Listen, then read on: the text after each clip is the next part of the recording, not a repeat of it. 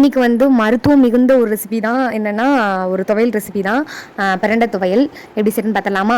Welcome back to my channel. இது Geethu's vlog. வாங்க ரெசிபிக்குள்ளே போயிடலாம்.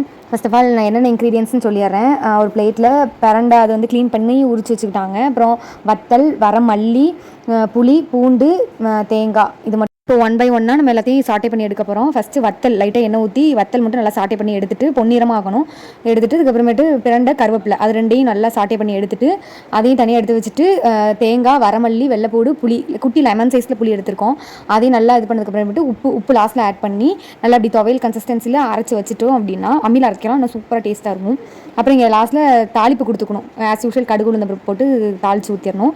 இதில் என்னென்னா கைப்படாமல் நீங்கள் செஞ்சீங்கன்னா நல்லா 1 வீக் வரைக்கும் வச்சு யூஸ் பண்ணலாம். அட் த சேம் டைம் துவையில் அரைக்கும் மூச்சில் ஓவர் தண்ணி டைல்யூட் பண்ணிடக்கூடாது. அப்படிங்கிற மூச்சிலையும் அதுவும் சீக்கிரமாக வந்து அது ஃபங்கஸ் வந்து ஒரு மாதிரி ஆகிறதுக்கு வாய்ப்பு இருக்குது. ஸோ லிமிட்டான தண்ணி ஊற்றி வச்சுருந்தோன்னா சூப்பராக இருக்கும், அருமையான டேஸ்ட்டில் வரும்.